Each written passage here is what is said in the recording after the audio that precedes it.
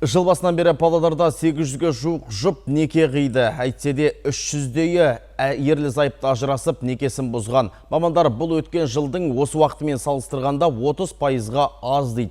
Бұдан бөлек 2020 жылдың 6 айында шаһарда қанша сәби дүние есігін ашты. Самал Қалиқызының сюжетінде.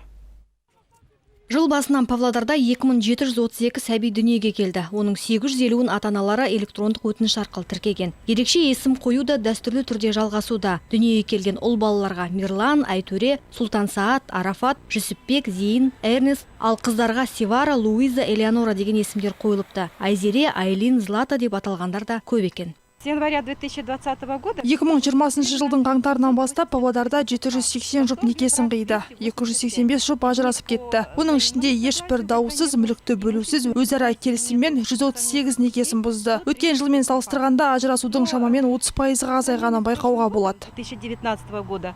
Ал неке жүзігін таққандар 2019 жылмен салыстырғанда 16%-ға азайған. Шаңырақ көтеру өтініштерінің 40% электронды түрде келіп түсуде. Айта кетейік, карантин кезінде профилактикалық мақсатта қызметтің барлық түрлері жеңілдетіліп, электрондық түрде ұсынылып жатыр. Самал Қалиқызы, Юрий Белевский, Ертіс ақпарат.